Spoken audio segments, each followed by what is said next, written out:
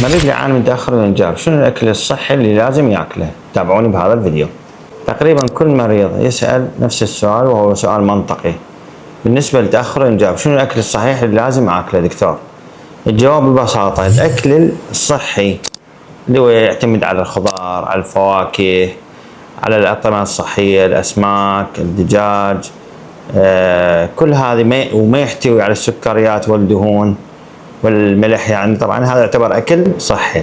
أما الأكل الضار اللي المفروض الإنسان يبتعد عنه هو الأكلات السريعة، حيث تثبت الدراسات العلمية الحديثة اللي نشرت هسه 2026 إن الأكلات السريعة الهمبرجر، البيتزا اللي مملوءة بغض النظر عن النوعية، المملوءة يعني بالدهون المشبعة، بالسكريات، بالملح، طبعا كل هذه تقلل من سرعة الحيامل وعدد الحيامل وحتى نوعية الحيامل والقدرة الإخصابية أو القابلية الإخصابية للرجل أو المرأة، لأن نزيد من السمنة، وبالتالي السمنة هي تقلل خصوبة الرجل أو المرأة. لكن نصيحة، ناخذ الأكل الصحي، نعتمد على الأكل الصحي بحياتنا. عمود والرزق يبقى يوم رب العالمين. نتمنى لكم الصحة والعافية للجميع.